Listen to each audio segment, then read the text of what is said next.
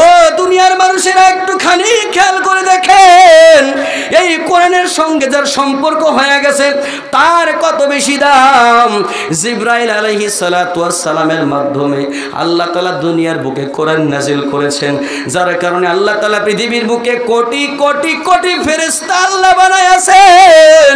এতগুলা ফেরেশতার ভিতরে সবথেকে দামি ফেরেশতা, সবথেকে মূল্যবান ফেরেশতা, সমস্ত ফেরেশতাদের লিডার ফেরেশতা, যার নাম হচ্ছে জিবরাইল আলাইহিস সালাতু ওয়াস সালাম। এনার এত বেশি সম্মান, এত বেশি মর্যাদা আল্লাহ তাআলা কেন দিলেন? কারণ হচ্ছে জিবরাইল আলাইহিস সালাম আল্লাহর কাছ থেকে কোরআন এনে নবীর উপরে নাজিল করে দিয়ে গিয়েছেন। সুবহানাল্লাহ। ফেব্রুয়ারি থেকে বাংলাদেশে হরতাল শুরু হবে। আপনারা হরতালের খবর শুনেন নাই ভাই? আহারে, আমাদের যে সমস্ত দেশের ভাইয়েরা এদেশ থেকে পালিয়ে গিয়েছে তারা হরতালের ঘোষণা দিয়েছে। বেশ কয়েক বছর আগে আমাদের দেশের হরতালগুলো বন্ধ হয়ে গিয়েছে। এই হরতাল হওয়ার কারণে মানুষের দেশের বলেন তো কষ্ট হয় নাকি আরাম হয়? মানুষ অসুস্থ হইলে হাসপাতালে যাইতে পারে, হরতাল হইলে হাসপাতালে যাইতে পারে না। আমাদের ছেলে মেয়েরা স্কুল কলেজে ভার্সিটিতে যাইতে পারে না। কথা বলেন ঠিক কিনা?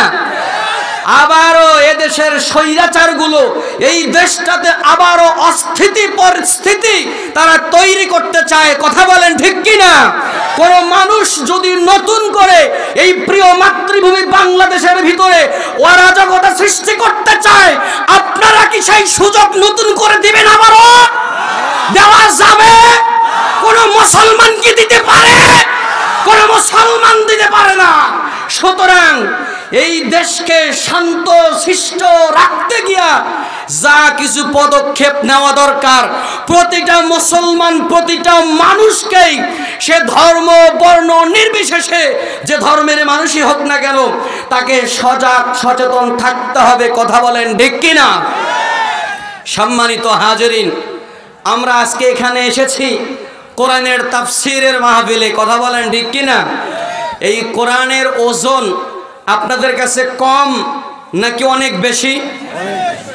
এর ওজন অনেক বেশি। এই কোরআনের মাহফিলে এসেছি, এই কোরআনের ওজন সবারই সহ্য হয় না, সবাই এটার ভারটাকে বহন করতে পারে না। আল্লাহ পাক রব্বুল আলামিন কোরআনুল কারীমের ভিতরে সে কথা জানিয়ে দিয়েছেন। বিসমিল্লাহির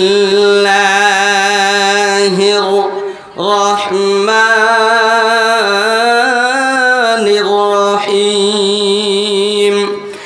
লাউ আনজালনা হাযাল কুরআনা আলা জাবালিন লারাআইতাহু খাশিআম মুতাসাদ্দিআম মিন খাশিয়াতিল্লাহ।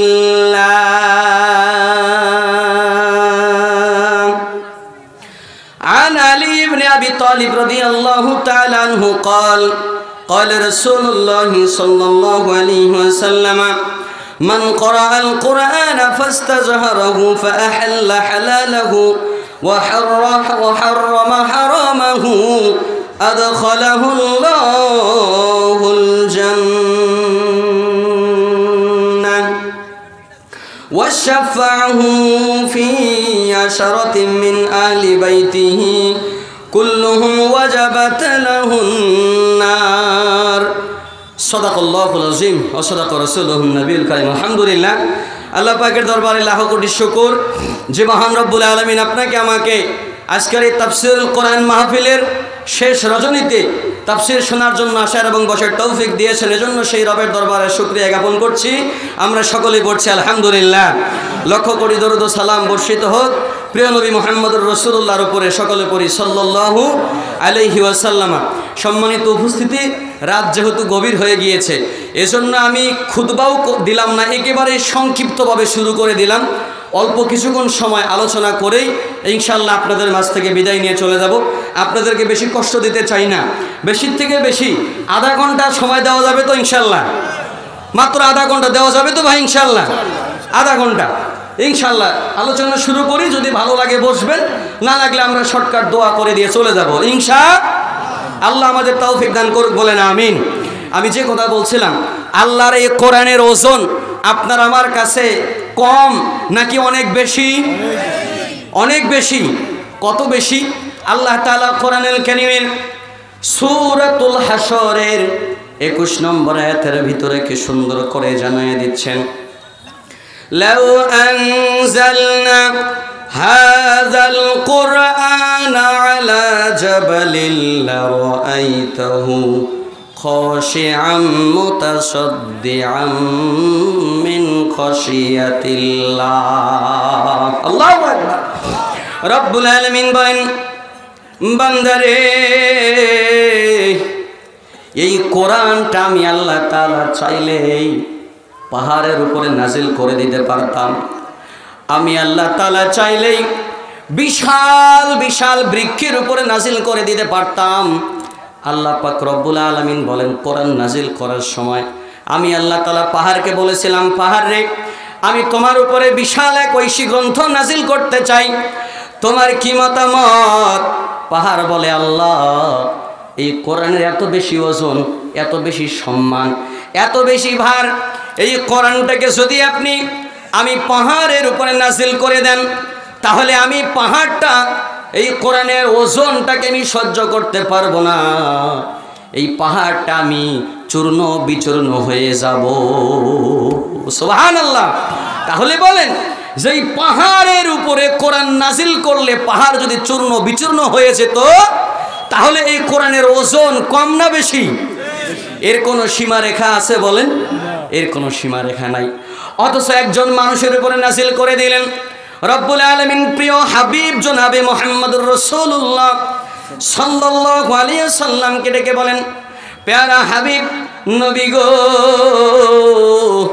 আমি আল্লাহ তাআলা আপনার উপরে একটা কোরআন দিতে চাই, আপনার কি মতামত? আপনি কি বলেন? নবী বলেন, আল্লাহ কোরআন আপনি আমার উপরে নাজিল করবেন, এতে করে আপনার কোরআন আপনি আমাকে দিবেন, এই কোরআনের সম্মান আমি যাতে রক্ষা করতে পারি,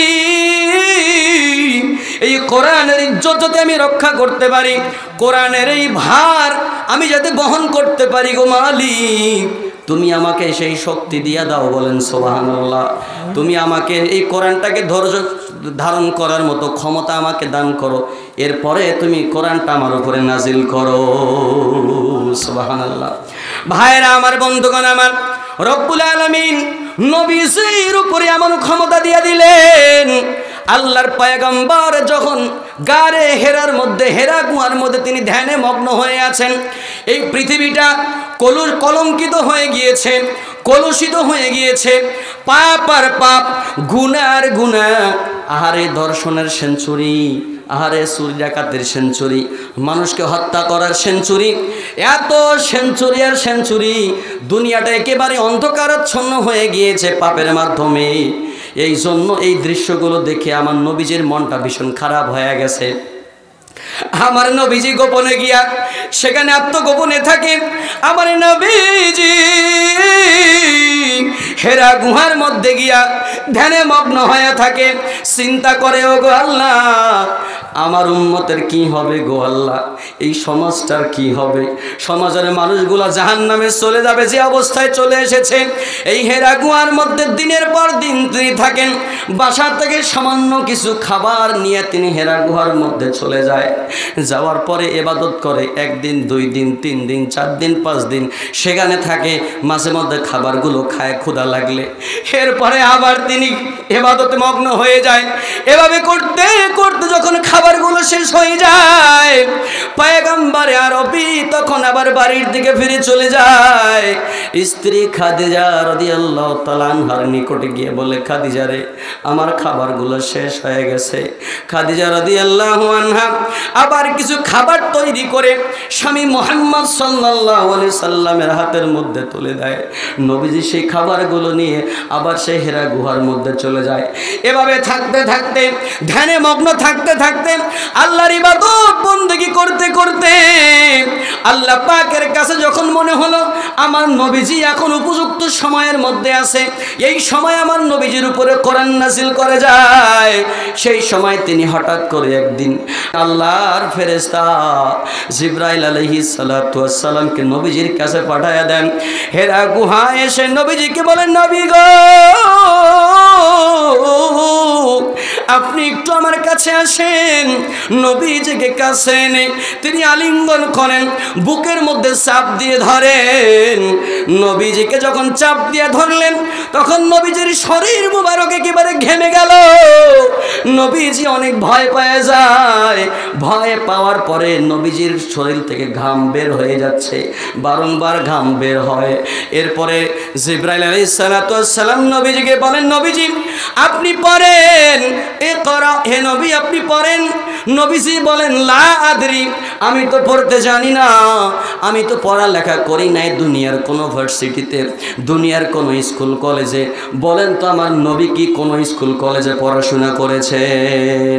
কথা বলেন, আমার নবী কি কোনো মাদ্রাসায় পড়াশোনা করেছেন?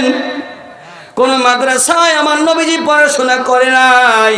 আমার নবী যদি কারো কাছে পড়াশোনা করে, নবী যদি কারো ছাত্র হয়ে যায়, তাহলে তো নবী সারা দুনিয়ার মানুষের নেতা হইতে পারবে না। কথা বলেন ঠিক কিনা? আল্লাহর পয়গম্বর সাল্লাল্লাহু আলাইহি ওয়াসাল্লাম হাদিস শরীফের ভিতরে বলেন, বুইস্তু মুআল্লিমান, রব্বুল আলামিন আমাদেরকে সারা দুনিয়ার কোটি কোটি মানুষের জন্য শিক্ষক বানায়া পাঠায়া দিয়েছে। সুতরাং আমি সবার শিক্ষক। শিক্ষক তো কারো কাছে শিখতে যায় না। নবীজি বলেন, আমি কিন্তু পড়তে জানি না। এরপরে জিবরাইল আলাইহিস সালাতু ওয়াস সালাম পয়গম্বর আরবী আলাইহিস সালামকে বুকের মধ্যে দ্বিতীয়বার আবার আলিঙ্গন করে ধরেন, আবার জড়ায় ধরে একটা চাপ দেন। নবীজি তখনও বলেন, আমি তো পড়তে জানি না, আমি তো পড়তে জানি না। তৃতীয়বার আবার নবীজিকে বুকের মধ্যে আলিঙ্গন করে খুব জোরে একটা চাপ দেন। এই চাপ দেওয়ার কারণে পয়গম্বর আরবীর শরীরের যতগুলা লোম আছে, যতগুলা পশম আছে, প্রতিটা পশমের গোড়া দিয়া ঘাম মোবারক ছুটতে শুরু করেছে। সুবহানাল্লাহ। কষ্ট হচ্ছে ভাই আপনাদের? কষ্ট হচ্ছে? শর্ট সংক্ষিপ্ত শেষ করে দেব ইনশাআল্লাহ। পয়গম্বর আরবীকে যখন তৃতীয়বার বুকের মধ্যে চাপ দিয়ে যখন ছেড়ে দিলেন, নবী সাল্লাল্লাহু আলাইহি সাল্লামকে বললেন, নবী গো আপনি এখন পড়তে শুরু করেন। নবী সাল্লাল্লাহু আলাইহি সাল্লাম তখন পড়তে শুরু করলেন, ইকরা বিসমি রাব্বিকাল্লাযী খলাক, খলাকাল ইনসানা মিন আলাক, ইকরা ওয়া রাব্বুকাল আকরামুল্লাযী আল্লামা বিল কলম, আল্লামাল ইনসানা মা লাম ইয়ালাম। আল্লাহু আকবার। পয়গম্বর আরবী সাল্লাল্লাহু আলাইহি সাল্লামকে পবিত্র কোরআনুল কারীমের সূরা আলাক থেকে 5টি আয়াত সর্বপ্রথম আল্লাহ তাআলা নবীজিকে জানিয়ে দিলেন। তিনার 5টা আয়াত মুখস্থ হয়ে গেল। এই 5টা আয়াত নাজিলের পরবর্তীতে রব্বুল আলামিন প্রায় 3 বছর পর্যন্ত ওহী পাঠানো আল্লাহ তাআলা বন্ধ করে দিয়েছিলেন, আর আল্লাহ তাআলা কোরআন পাঠায় নাই। এই সময়টা নবীজি আমার অনেক চিন্তার মধ্যে পড়ে গেছে। হায় রে, কাফের বেঈমানেরা নানা রকমের প্রশ্ন করে, নানা রকমের তিরস্কার করতে শুরু করে দিল। মুহাম্মাদের নাকি আল্লাহ আছে, মুহাম্মাদের উপরে নাকি ওহী নাজিল হয়, মুহাম্মদ নাকি নবী হয়ে গেছে। কোথায় মুহাম্মাদের আল্লাহ? কোথায় মুহাম্মাদের সৃষ্টিকর্তা? কোথায় মুহাম্মাদের জিবরাইল? নানা ভাবে আমার পয়গম্বরকে তুচ্ছ করতে শুরু করে দিল। নবীজি আমার চিন্তায় পড়ে যায়। প্রায় 3টা বছর পর্যন্ত আর ওহী আল্লাহ তাআলা নাজিল করলেন না। পরবর্তীতে সূরা মুদ্দাসসির থেকে আল্লাহ তাআলা আয়াত নাজিল করলেন। নবী গো আপনি চিন্তায় পড়ে গেছেন, আপনি কম্বল মুড়ি দিয়ে শুয়ে পড়েছেন। ইয়া আইয়ুহাল মুদ্দাসসির কুম ফানজির ওয়া রাব্বাকা ফাকাব্বির। নবী গো আপনি চিন্তা করে আর শুয়ে থাকেন না, আপনি কম্বলটাকে উঠায়া আপনি শরীরটাকে ঝাড়ি দিয়ে ঝাঁকি দিয়ে একটুখানি বের হয়ে যান। নবী গো আপনি দাঁড়ায় যান, আপনি আপনার রবের শুকরিয়া আদায় করেন, আপনি আপনার রবের তাকবীর দেন। তাকবীর দেওয়া যাবে তো ভাই? তাকবীর দেওয়া যাবে তো? আপনারাও একটু রসুলের মতো করে তাকবীর দিয়ে একটু শরীরটাকে জাগায়া দেন দেখি। নারায়ে তাকবীর, লিল্লাহে তাকবীর। আল কোরআনের আলো, সংসদে জালো। দুনিয়ার মুসলমানেরা, বর্তমান জামানায় আবার দেখবেন কিছু মানুষ আছে, এরা আবার মিডিয়ার সামনে বৈশা বৈশা সমালোচনা করে। ওয়াজের ময়দানে বসে বসে কিছু কিছু হুজুরেরা এখন আবার কোরআনটাকে সংসদে নিয়ে যাইতে চায়। এই লোকগুলো আবার সমালোচনা করে সংসদে কেন কোরআন নেওয়া লাগবে।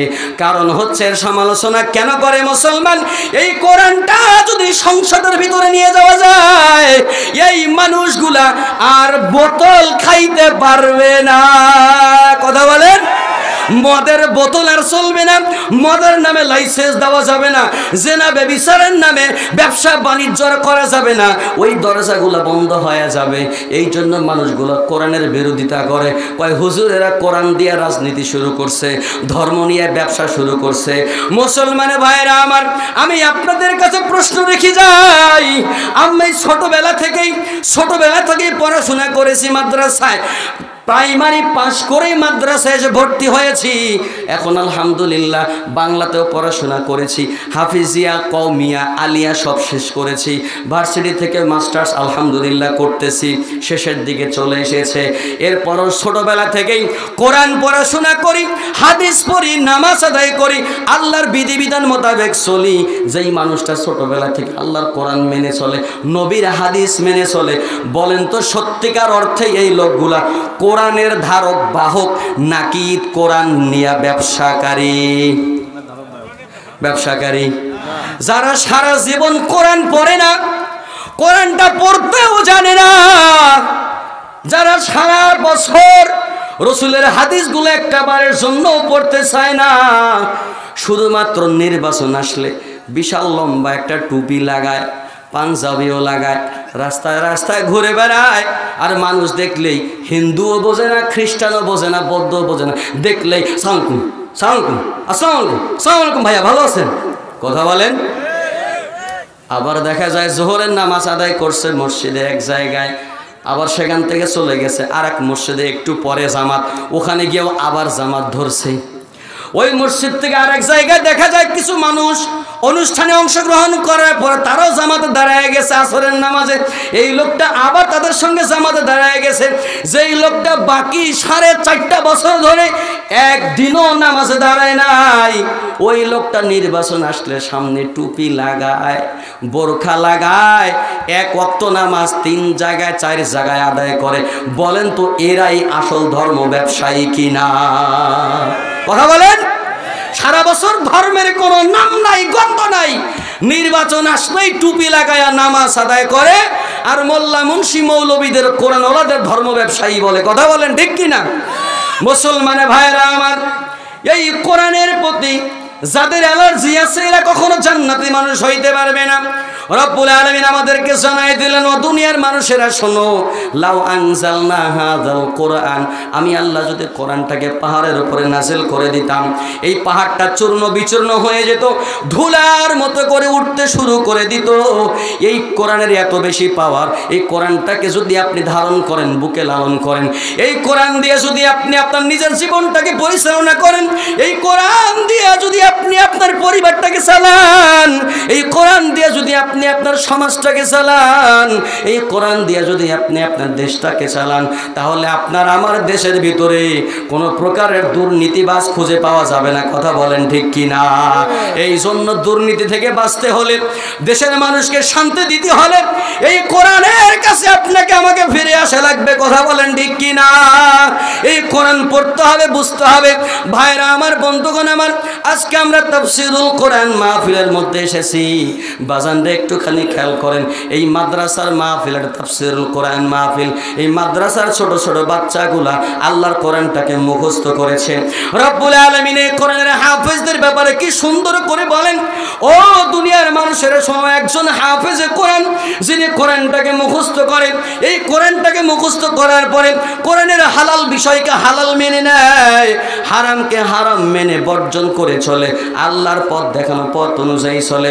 রব্বুল আলামিন বলেন, এই লোকগুলাকে আমি আল্লাহ তাআলা জান্নাত দান করে দিয়ে দিব, বলেন সুবহানাল্লাহ। রব্বুল আলামিন কি সুন্দর করে আমাদেরকে জানায় দিচ্ছেন, ও দুনিয়ার মানুষেরা একটুখানি খেয়াল করে দেখেন, এই কোরআনের সঙ্গে যার সম্পর্ক হয়ে গেছে তার কত বেশি দাম। জিবরাইল আলাইহিস সালাতু ওয়াস সালামের মাধ্যমে আল্লাহ তাআলা দুনিয়ার বুকে কোরআন নাজিল করেছেন, যার কারণে আল্লাহ তাআলা পৃথিবীর বুকে কোটি কোটি কোটি ফেরেশতা আল্লাহ বানায়াছেন। এতগুলা ফেরেশতার ভিতরে সবথেকে দামি ফেরেশতা, সবথেকে মূল্যবান ফেরেশতা, সমস্ত ফেরেশতাদের লিডার ফেরেশতা, যার নাম হচ্ছে জিবরাইল আলাইহিস সালাতু ওয়াস সালাম। এনার এত বেশি সম্মান, এত বেশি মর্যাদা আল্লাহ তাআলা কেন দিলেন? কারণ হচ্ছে জিবরাইল আলাইহিস সালাম আল্লাহর কাছ থেকে কোরআন এনে নবীর উপরে নাজিল করে দিয়ে গিয়েছেন। সুবহানাল্লাহ। ও দুনিয়ার মুসলমানের একটুখানি খেয়াল করেন, এই দুনিয়ার বুকে আল্লাহ তাআলা লক্ষ লক্ষ নবী পাঠিয়েছেন। কতগুলো নবী আল্লাহ পাঠিয়েছেন দুনিয়ার মানুষ নির্দিষ্টভাবে কেউ বলতে পারে না। পয়গম্বর আরবি সাল্লাল্লাহু আলাইহি সাল্লামের সঙ্গে আল্লাহর কোরআনের সম্পর্কের কারণে লক্ষ লক্ষ নবীদের ভিতরে আমাদের নবী জনাবে মুহাম্মদুর রাসূলুল্লাহ সাল্লাল্লাহু আলাইহি সাল্লামকে সর্বশ্রেষ্ঠ নবী বানিয়েছেন। সুবহানাল্লাহ। আমাদের নবীজি শাফাত করবেন, আমার নবীর আগে কোন নবী শাফাত করতে পারবেন না। কিয়ামতের ময়দানে সমস্ত নবী রাসূলরা হাই হুতাশ করে বেড়াবে, হাই হুতাশ করে বেড়াবে, ইয়া নফসি ইয়া নফসি, হাই আমার কি হবে, আমার কি হবে, আমার কি উপায় হবে, আমি বাঁচতে পারবো কি বাঁচতে পারবো না, জাহান্নাম থেকে আমি মুক্তি পাবো কি পাবো না রে মুসলমান। এই জন্য সমস্ত নবী রাসূলরা সুদ্ধা ইয়া নফসি করতে থাকবে। কিন্তু আপনার আমার নবী এমন একজন নবী পেয়েছেন, রাহমাতুল্লিল আলামিন, যাকে আল্লাহ তাআলা দুনিয়া ও আখিরাতের জন্য রহমত স্বরূপ পাঠাইয়া দিয়েছেন। এই নবী আপনার আমার জন্য হাসরের ময়দানে এক কোণায় গিয়ে সিজদায় পড়ে থাকবে, তার উম্মতের জন্য কান্নাকাটি করবে, ইয়া হাবলি ইয়া উম্মতি, হায় আমার উম্মতের কি হবে, আমার উম্মতের কি হবে। আমার উম্মত হায়াত পেয়েছে খুবই স্বল্প, 50-60 বছর, 70-80 বছর হায়াত। অল্প হায়াতের ভিতরে আমার উম্মতেরা কতটুকু নিবা নেকির কাজ করেছে, কতটুকু নিবা সওয়াবের কাজ করতে পারবে। এই জন্য পয়গম্বর আরবি উম্মতের জন্য কান্নাকাটি করে। আল্লাহ পাক রব্বুল আলামিন যখন দেখবেন নবীজির কান্নার কারণে আসমান জমিন ভারী হয়ে গেছে, তখন আল্লাহ বলবেন, নবী গো আপনি মাথা উঠান, আপনি মাথা উঠান। আপনার কান্নার কারণে আরশে আজিম পর্যন্ত থরথর করে কাঁপতে শুরু করেছে। সুবহানাল্লাহ। আরশে আজিম পর্যন্ত কাঁপাকাঁপি শুরু করে দিবে। আল্লাহ বলবেন, নবী গো আপনি কি চান, আপনি কেন কান্নাকাটি করেন গো নবী? নবী বলেন, আল্লাহ আপনি আমার উম্মতদেরকে মাফ করে দেন। আপনি যদি আমার উম্মতকে মাফ করে দেন তাহলে আমি মাথা উঠাবো, নয়তোবা মাথা উঠাবো না। আল্লাহ বলেন, নবী গো আপনার যে সমস্ত উম্মতেরা আমি আল্লাহর বিধানকে মেনে চলেছে, আপনার হাদিসকে মেনে চলেছে, আপনার সুন্নাহর অনুসরণ করেছে, নবী গো যার কপালের মধ্যে আপনি আপনার সিজদার দাগ পাবেন, কালো দাগ পাওয়া যাবে, যার চেহারার মধ্যে উযু করার নূর চমকাবে, উযু করার কারণে বান্দার চেহারার মধ্যে ঝলক মারবে। সুবহানাল্লাহ। উযুকারী বান্দাদের, নামাজি বান্দাদের চেহারার মধ্যে ঝলকাইতে থাকবে, তাদের হাত দুটো কোণই থেকে ঝলক মারতে থাকবে, ঝিলিক মারতে থাকবে, চমকাইতে থাকবে। নবী গো আপনার উম্মতেরা যদি নামাজি হয়ে থাকে, আপনার উম্মতেরা যদি আপনি রাসূলকে মেনে থাকে, আমি আল্লাহ তাআলা আপনাকে ওয়াদা দিলাম আপনি বেছে বেছে আপনার ওই উম্মতগুলোকে ধরে ধরে নিয়ে জান্নাতে পৌঁছায়া দিবেন। সুবহানাল্লাহ। পয়গম্বর আরবি সাল্লাল্লাহু আলাইহি ওয়াসাল্লাম তখন তার ওই সমস্ত উম্মতগুলোকে ধরে ধরে নিয়ে জান্নাতে পৌঁছায়া দিবেন। সুবহানাল্লাহ। এবারে আসেন আল্লাহর এই কোরআনটাকে যারা পড়েছেন, পয়গম্বর আরবি সাল্লাল্লাহু আলাইহি ওয়াসাল্লাম হাদিস শরীফের ভিতরে বলেছেন, মান করাআল কুরআনা ফাস্তাজহারাহু ফাহাল্লা হালালাহু ওয়া হারামা হারামাহু আদখালাহুল্লাহুল জান্নাহ। ও দুনিয়ার মানুষেরা শুনে রাখো, আল্লাহর নবীজি বলেন, যেই বান্দা আল্লাহর এই কোরআনটাকে তেলাওয়াত করলো, আল্লাহর কোরআনকে মুখস্থ করে নিল এবং এই কোরআনের হালালকে হালাল মেনে নিল, হারামকে বর্জন করে চললো, নবী গো আপনি সাক্ষী থাকবেন, আপনার এই উম্মতটাকে আমি আল্লাহ তাআলা মাফ করে দিয়ে জান্নাতের মধ্যে পৌঁছায়া দিব। সুবহানাল্লাহ। শুধু তাই নয় মুসলমান, আল্লাহ তাআলা বলেন, নবী গো শুধু তাই নয়, এই হাফেজে কোরআনের পরিবার থেকে, তার আহাল থেকে এমন 10 জন মানুষকে আমি আল্লাহ তাআলা মাফ করে দিব, যেই 10 জন মানুষের জন্য জাহান্নামের ফয়সালা হয়ে গেছে, জাহান্নামে চলে যাবে। এমন 10 জন মানুষকে হাফেজে কোরআন যিনি হবে, এই হাফেজে কোরআন ওই 10 জন জাহান্নামী মানুষকে বেছে বেছে ধরে ধরে নিয়ে জান্নাতে পৌঁছায়া দিবেন। সুবহানাল্লাহ। এটা কি শুধু মুখস্থ করলেই পাওয়ার, নাকি মুখস্থ করার পর মেনে চলা লাগবে? কথা বলেন। মেনে চলা লাগবে। হালালকে হালাল মানতে হবে, হারামকে হারাম মানতে হবে। এবারে আসেন ভাইরা আমার, বন্ধুগণ আমার, যেই হাফেজে কোরআন মুখস্থ করে মেনে চলার কারণে সে নিজে জান্নাতি হবে এবং তার পরিবারের 10 জন জাহান্নামী মানুষকে জান্নাতে পৌঁছায় দিবে। হাফেজে কোরআনকে আল্লাহ তাআলা জান্নাত দিবেন এবং তাকে কিয়ামতের ময়দানে নূরের টুপি তার মাথায় পরায়া দিবে। সুবহানাল্লাহ। হাফেজে কোরআনকে জান্নাত দিবে এবং হাফেজে কোরআনের বাবা যিনি হবে, এই বাবার মাথার মধ্যে কিয়ামতের ময়দানে রব্বুল আলামিন বিশাল নূরের তাজ পরায়া দিবে। ও দুনিয়ার মানুষেরা শোনো, হাফেজে কোরআনের বাবার মাথায় যদি জান্নাতি টুপি পরায় দেওয়া হয়, নূরের টুপি পরায় দেওয়া হয়, তাহলে হাফেজে কোরআনকে আরো কত বেশি সম্মান মর্যাদা আল্লাহ দিবেন। ঠিক কি না ভাইরা আমার, বন্ধুগণ আমার, এই হাফেজে কোরআনকে হাফেজ বানাইতে গিয়া আপনি লক্ষ্য করেন কত মানুষ পরিশ্রম করে, কত মানুষ এই হাফেজে কোরআনকে খানা খাওয়ায়, ঠিক নেই, লজিং খাওয়ায়। আরে ওই যে 10 জন মানুষ, আল্লাহর নবী হাদিসের ভিতরে বলেছেন, যেই 10 জন মানুষ জাহান্নামী হয়ে গেছে, ওই জাহান্নামী 10 জন মানুষকে হাফেজে কোরআন ধরে ধরে জান্নাতে নিয়ে যাবে। এর মধ্যে হাফেজে কোরআনের মা আছে, বাবা আছে। এরপরে যেই লোকটা এই হাফেজে কোরআনকে হাফেজ হওয়ার জন্য খানা খাইয়েছে, টাকা পয়সা দিয়ে সহযোগিতা করেছে, কাপড় চোপড় কিনে দিয়ে সহযোগিতা করেছে, বুদ্ধি দিয়ে পরামর্শ দিয়ে সহযোগিতা করেছে, এমন ব্যক্তিকেও আল্লাহ তাআলা ওই হাফেজে কোরআনকে ক্ষমতা দিয়া দিবেন, বান্দারে তুমি তোমার লজিং মাস্টার আর মাস্টারনিকেও জান্নাতে পৌঁছায়া দিয়ে দাও। সুবহানাল্লাহ। ভাইরা আমার, বন্ধুগণ আমার, আপনারা গতকালকে দেখেছেন এই স্টেজের মধ্যে চারজন হাফেজে কোরআনের মাথায় টুপি তুলে দেওয়া হয়েছে, পাগড়ি প্রদান করা হয়েছে এবং যেই ভাইরা এই বাচ্চাদেরকে খাইয়েছেন, ভাত খাওয়াইয়েছেন, লজিং রেখেছিলেন, তাদের মাথার মধ্যেও একটা করে টুপি সম্মাননা স্বরূপ দেওয়া হয়েছে, একটা করে রুমাল দেওয়া হয়েছে। এটা সামান্য দুনিয়ার সম্মান, আর আল্লাহ তাআলা কিয়ামতের ময়দানে কোটি কোটি মানুষের সামনে এই হাফেজে কোরআনদের আলেমদের সহযোগী হয়ে থাকার কারণে আল্লাহ তাদেরকেও নূরের তাজ পরায় জান্নাতে দিয়া দিবেন। সুবহানাল্লাহ। ভাইরা আমার, বন্ধুগণ আমার, এই কোরআনের সঙ্গে যার সম্পর্ক হয়ে যাবে, আল্লাহ তাআলা তার ইজ্জত সম্মান দুনিয়ার বুকে বাড়ায় দেবেন, আখিরাতেও বাড়ায় দিবেন। আপনি একটুখানি লক্ষ্য করেন, এই পৃথিবীর বুকে আমরা চলতে গিয়ে দিন গণনা করি, বছরে 12টা মাস। কয়টা মাস? 12টা মাস।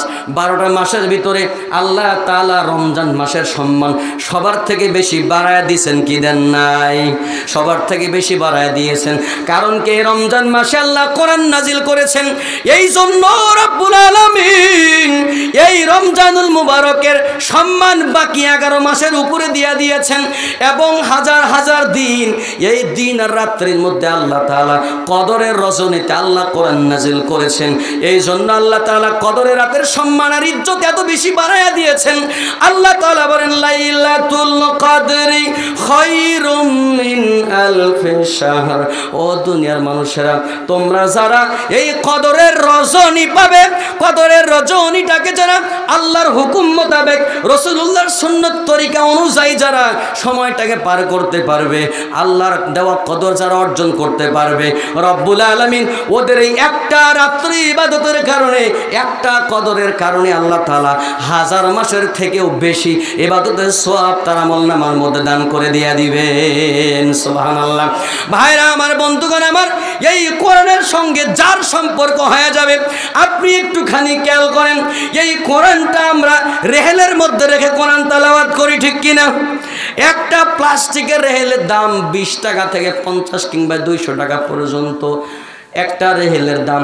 আর এই কোরআনটাকে আমরা কাপড় দিয়ে, একটা গিলাপ দিয়ে পেঁচায় রাখি, মাত্র 20 টাকা গজের একটা কাপড়, হাফ গজ কাপড় দিয়ে পেঁচায় রাখি, 20 টাকা গজের কাপড়।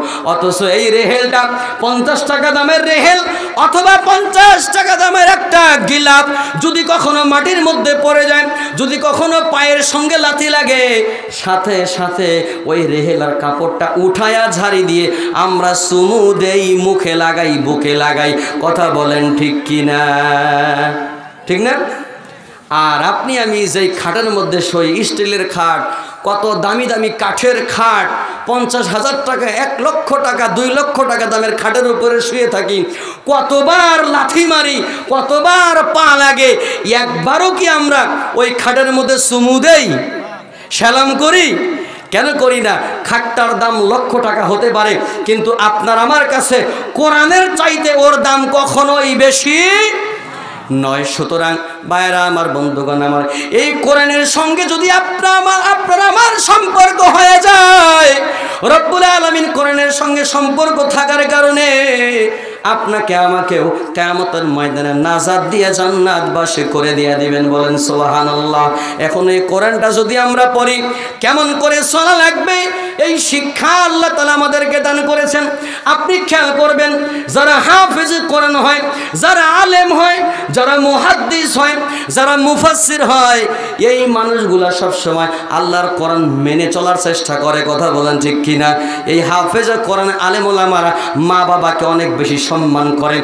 কেননা কোরআনুল কারীমের ভিতরে রব্বুল আলামিন 15 নম্বর পারা সূরাতুল বনী ইসরাঈলের ভিতরে আমাদেরকে কি সুন্দর করে জানায় দিলেন, ওয়া ক্বাদা রাব্বুকা আল্লা তা'বুদু ইল্লা ইয়াহু ওয়া বিল ওয়ালিদাইনি ইহসানা। আল্লাহু আকবার বলেন। মুসলমান ভাইরা আমার, আল্লাহ তাআলা আমাদেরকে বললেন, বান্দারে তুমি তোমার মা বাবার আল্লাহর ইবাদত করো, মা বাবার সেবা যত্ন করো। 1 নম্বরে করে লাগবে আল্লাহ পাকের ইবাদত বন্দেগী, 2 নম্বরে করতে হবে মা বাবার সেবা যত্ন, মায়ের খেদমত করে লাগবে। ও দুনিয়ার মানুষেরা শুনে রাখো, বর্তমানে আমরা এমন একটা সময়ের মধ্যে চলে এসেছি, যখন আমাদের ছেলেদেরকে বিয়ে করাই, বাবারা বুড়ো হয়ে যায়, মাগুলা বুড়ি হয়ে যায়, তখন আমরা ছেলেরা আর মায়ের কথা শুনতে চাই না, বাবার কথা শুনতে চাই না। এমন একটা বউ ঘরে নিয়ে আসছি, আল্লাহ তার মনটা কেমনভাবে পরিবর্তন করে দিছে। এই মহিলা সংসারে আসার পরেই বলে, তোমার মায়ের সঙ্গে আমার থাকা যাবে না, তোমার মাকে যদি আমার বাড়িতে রাখো তাইলে আমি থাকবো না, তুমি তোমার বুড়া বুড়ি মা বাবাকে নিয়ে থাকো। বলেন তো, বলে কি বলে না? মা বাবাকে যদি তোমরা জিন্দা পাও, শেষ করে দিব ভাই না? আচ্ছা, শেষ করে দিচ্ছি। এই 10 মিনিট যাবে, 10 মিনিটে শেষ করে দিই। হ্যাঁ, আর কেউ উঠিয়ে না, 10 মিনিটে শেষ করে দেবো ইনশাল্লাহ। রাত যেহেতু গভীর হয়ে গিয়েছে, আপনারা অনেক কষ্ট করছেন, আল্লাহ তাআলা আমাদের সবাইকে উত্তম বিনিময় দান করুক। বলেন আল্লাহুম্মা আমিন। আল্লাহ পাক রব্বুল আলামিন এতটুকুন শুধু বলি, মা বাবার অল্প একটু কথা, আল্লাহ তাআলা এই যুবকদের মনটাকে পরিবর্তন করে দেয়। বউয়ের কারণে পরিবর্তন হয়ে যায়, মাকে ভাত দিতে চায় না, বাবাকে ভাত দিতে চায় না, মা বাবা অসুস্থ হয়ে বিছানায় পড়ে থাকে, অথচ মা বাবাকে ভাত কাপড় দিতে চায় না। দুনিয়ার যুবকেরা মানুষেরা অথচ আল্লাহ বলেন বান্দারে ইম্মা ইয়াবলুগান্না ইনদাকাল কিবারা আহাদুহুমা আও কিলাহুমা ফালা তাকুল লাহুমা উফ। ও দুনিয়ার মানুষেরা শোনো, তুমি যখন দেখবা তোমার মা জীবিত আছে অথবা তোমার বাবা জীবিত আছে অথবা তোমার মা বাবা দুইজনেই জীবিত আছে, এই দুইজনকেই তুমি তাদের সেবা যত্ন করবা, তাদের সঙ্গে সদ আচরণ করবা, নরম সুরে কথা বলবা, এমনভাবে ধমক দেওয়া যাবে না, এমনভাবে কর্কশ ভাষায় কথা বলা যাবে না যেই কথা বলার কারণে মা বাবা দিলের মধ্যে কষ্ট পায় উফ শব্দ বলে, অথবা উফও বলা যাবে না। মা বাবাকে এমন আচরণ করলে, মা বাবা কষ্ট পাইলে, জীবনে আপনি যত আমল করেন, আপনি হাফেজ হন, কারি হন, মুহাদ্দিস হন, মুফাসসির হন, ডাক্তার হন, ইঞ্জিনিয়ার হন, যা কিছু অর্জন করে থাকেন না কেন, মায়ের কলিজায় কষ্ট দিলে রে মুসলমান, বাবার কলিজায় কষ্ট দিলে তোমার দুনিয়ার সমস্ত আমলগুলোকে আল্লাহ তাআলা নষ্ট করে দিয়ে দিবে, একটা আমলও তোমার বাকি থাকবে না, সমস্ত সওয়াবগুলোকে আল্লাহ তাআলা নষ্ট করে দিয়ে দিবে। এই জন্য মায়ের সেবা যত্ন করে লাগবে, মা বাবার হুকুম মেনে চলা লাগবে, অন্যথায় রব্বুল আলামিন আমাদের জীবনের সমস্ত নেকিগুলোকে বরবাদ করে দিয়ে আমাদেরকে জাহান্নামী বানায় দিবেন রে মুসলমান। এই জন্য মা বাবার সেবা যত্ন করব আমরা, এরপরে আল্লাহ পাকের ইবাদত বন্দেগী করব, আল্লাহর দেওয়া হুকুম অনুযায়ী আমরা চলবো। তাহলে এর পাশাপাশি এক নাম্বার হলো আমরা আল্লাহর কোরআন পড়বো, বুঝবো, মেনে চলবো। কোরআনের ভিতরে যে আল্লাহ হুকুমগুলা দিয়েছেন, 5 ওয়াক্ত ফরজ নামাজ প্রতিটা মানুষের জন্য পড়া ফরজ, এরপরে রোজা রাখা, হজ করা, যাকাত দেওয়া, মানুষকে সালাম দেওয়া, মানুষের সঙ্গে ভালো ব্যবহার করা, সালাম দিয়ে কথা বলা। এই ছোট্ট বাচ্চাটা কি সুন্দর করে সালামের একটা গজল গায়ে আপনাদের শোনায় দিলেন। আগে সালাম দিলে সওয়াব বেশি পাওয়া যায়, আগে সালাম দিলে গুনাহ থেকে মুক্ত থাকা যায়, আগে সালাম দিলে হিংসা থেকে মুক্ত থাকা যায়। সুবহানাল্লাহ। সম্মানিত হাজিরিন, আপনারা অনেক কষ্ট করেছেন, রাত যেহেতু গভীর হয়ে গিয়েছে আর লম্বা করছে না, আপনাদের কষ্ট দেওয়া যাবে না, ফজরের নামাজ আছে। আমি আমার আলোচনা, অসমাপ্ত আলোচনা এখানেই সময়ের সংক্ষিপ্ততার কারণে আমি এখানেই সমাপ্ত করছি। ওমা তাওফিক ইল্লা বিল্লাহ। বসেন ভাই, দোয়া হবে, বসেন বসেন, শেষই তো করে দিলাম, দোয়া হবে, 2 মিনিট বসেন, দোয়া হবে, দোয়া করে ছেড়ে দিচ্ছে ইনশাআল্লাহ। আল্লাহ পাক রব্বুল আলামিন আমাদের সমস্ত মুসলমানদেরকে দুনিয়াবি সকল প্রকার বিপদ আপদ বালা মুসিবত থেকে আমাদেরকে হেফাজত করুক, দ্বীনের পথে চলার তৌফিক দান করুক বলে আল্লাহুম্মা আমিন।